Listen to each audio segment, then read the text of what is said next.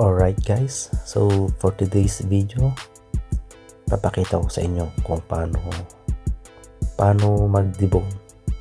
So simple lang naman pag-debone.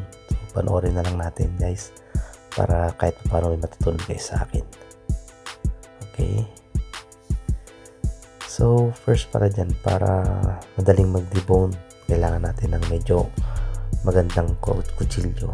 Tapos matulis para madali lang siya, smooth lang yung trabaho natin.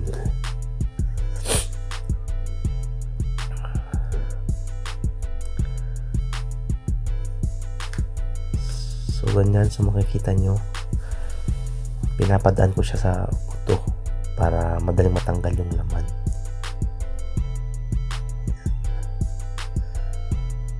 So sa pag-debone, hindi naman kailangang mabilis. So depende na lang kung marami kang i-debone yan, kailangan natin ng bilisan. So, sa akin ngayon, smooth lang ba. Yan.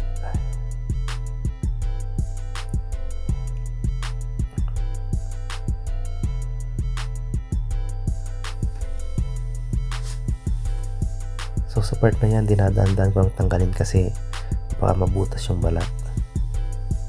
Ayan. So kung makita nyo, mas maganda pag may balat eh. Maganda pag stuffing, at pag niluto natin may pagka-crispy pa rin siya.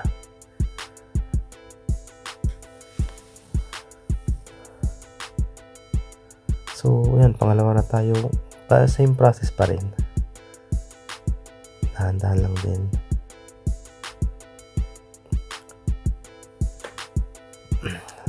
Alright guys, so kung nagustuhan yung video natin, like lang, okay na, masaya na ako. Alright guys, thank you so much. Kung medyo mabait-bait ka pa, subscribe ka na lang din. Alright, yan, tapos na tayo.